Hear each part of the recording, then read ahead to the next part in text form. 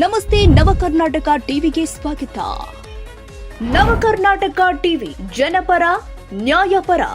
ನೀವಿನ್ನ ನಮ್ಮ channel subscribe ಮಾಡಿಲ್ಲ ಅಂದ್ರೆ ಈ ಕೂಡಲೇ ಲೈಕ್ ಮಾಡಿ, ಶೇರ್ ಮಾಡಿ, ಸಬ್ಸ್ಕ್ರೈಬ್ ಮಾಡಿ, ತಪ್ಪದೆ ಬೆಲ್ ಐಕಾನ್ ಕ್ಲಿಕ್ ಮಾಡಿ.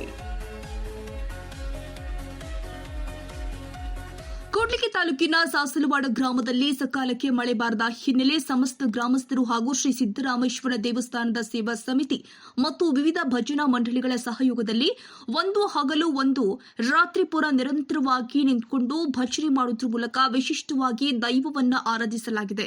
ಅನಾದಿ ಕಾಲದಿಂದಲೂ ನಡೆದುಕೊಂಡು ಬಂದಿರುವ ಸಂಪ್ರದಾಯವಾಗಿದೆ. ಸಕಾಲಕ್ಕೆ ಮಳೆ ಬಾರದ ಸಂದರ್ಭದಲ್ಲಿ ದೈವಸ್ಥರು ಗ್ರಾಮದ ಮುಖಂಡರೆಲ್ಲರೂ ಒಡಗೂಡಿ ಸರ್ವರ ಸಹಭಾಗಿತ್ವದಲ್ಲಿ ಭಜನೆ ಆಯೋಜನೆ ಮಾಡಲಾಗಿದೆ. ಭಜನಾರಾಧನೆಯಲ್ಲಿ ಪಾಲ್ಗೊಳ್ಳುವವರು ಅವರದ್ದೇ ಆದ ಕಟ್ಟುಪಾಡುಗಳು, ನಿಯಮ ನಿಬಂಧನೆಗಳಿಗೆ ಬದ್ಧರಾಗಿರಬೇಕಾಗಿರುತ್ತೆ.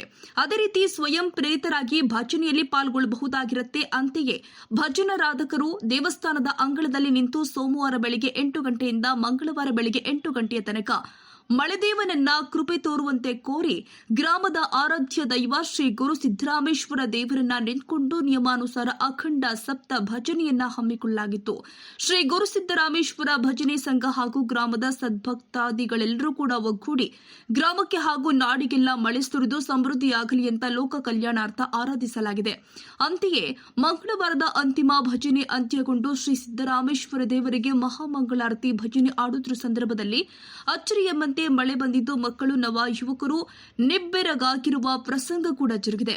ಮಳೆ ಧರೆಗಿಡಿದು ನೆಲವನ್ನ ತಂಪೆರೆದಿದೆ. ದೈವ ಕೃಪೆಯಿಂದ ನಮ್ಮೂರಿಗೆ ಮಳೆ ಬಂದಿದೆ. ಅಂತೆಯೇ ನಾಡಿನ ತುಂಬಾ ಸಮೃದ್ಧಿ ಮಳೆ ಬರಲಿ ಅಂತ ನಾವೆಲ್ಲರೂ ಕೂಡ ಕೋರ್ತೀವಿ ಅಂತ ಗ್ರಾಮಸ್ಥರು ತಿಳಿಸಿದ್ದಾರೆ.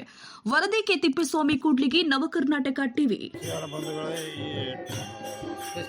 ಭಜನಾ ಕಾರ್ಯಕ್ರಮವನ್ನು ಇಟ್ಟುಕೊಂಡಿದ್ದೇವೆ.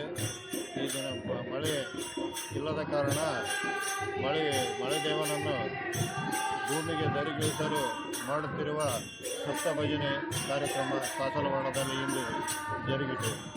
ಇದರಿಂದ ಸಕಲ ಸೌಭಾಗ್ಯ ಕೊಡಲೆಂದು ಮಳೆರಾಯನಲ್ಲಿ ಬೇಡಿಕೊಳ್ಳುತ್ತೇವೆ. ಸಿದ್ದರಾಮೇಶ್ವರ ದೇವಸ್ಥಾನದಲ್ಲಿ ಈ ಕಾರ್ಯಕ್ರಮ ನಡೆಸುತ್ತೇವೆ. 24 ತಾಸು ನಿರಂತರ ಭಜನಾ ಕಾರ್ಯಕ್ರಮವನ್ನು ನಡೆಸಿಕೊಳ್ಳಲಾಗುತ್ತದೆ.